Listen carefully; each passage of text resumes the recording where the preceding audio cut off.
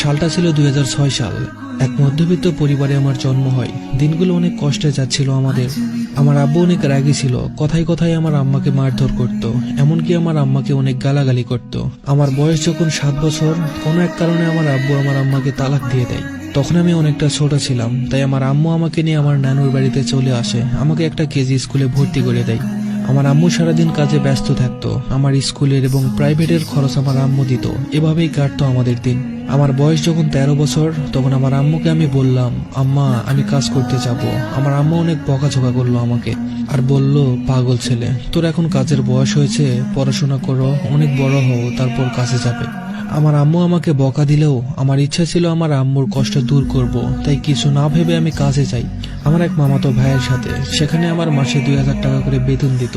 এভাবেই চলতে লাগলো দিন। আমার বয়স যখন 17 হয়, তখন আমি একজনের মায়ে পড়েছিলাম। আমাদের রিলেশনটা হয় আমার এক খালাতো বোনের বিয়েতে। অনেক দূর থেকেও আমাকে দেখে একটা ছোট বাবুকে দিয়ে বলে সে আমাকে অনেক পছন্দ করে, আর তাকে দিয়ে সে আমাকে নাম্বার পাঠায়। আমি কিছু না ভেবে অ্যাকসেপ্ট করে নিয়েছিলাম। এভাবে কথা শুরু হয় আমাদের। সারাদিন সারা রাত আমাদের কথা হতো, তবুও যেন আমাদের কথা শেষ হতো না।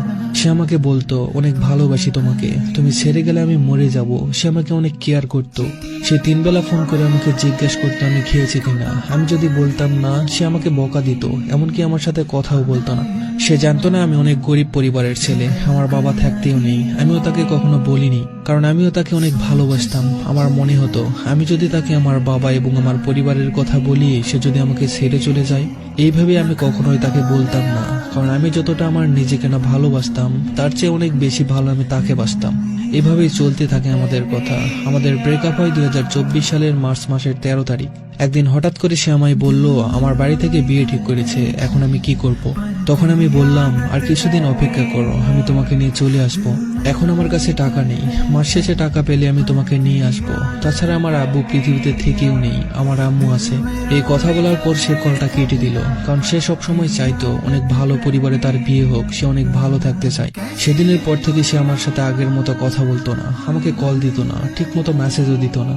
আমি কল করলে সে আমার কল রিসিভ করতো না। তখন আমি ভাবতাম, যে মানুষটা এক সময় আমাকে কল না দিয়ে থাকতে পারতো না, যে মানুষটা এক সময় রাত দিন 24 ঘন্টা আমার সাথে কথা বলতো, সেই মানুষটা আমাকে কল মেসেজ কিছুই দেয় না। কতটা নিষ্ঠুর হলে একটা মানুষ এমন ভাবে বদলে যায়। অনেক কান্না করতাম তার কথা ভেবে। তার কিছুদিন পর শুনলাম সে অন্য একটা ছেলের সাথে পালিয়ে গেছে।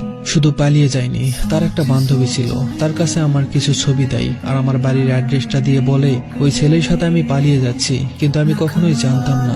তারপর যখন তার আব্বু আম্মু খুঁজতে লাগলো, তখন ওই মেয়েটা আমার ঠিকানা দেয়।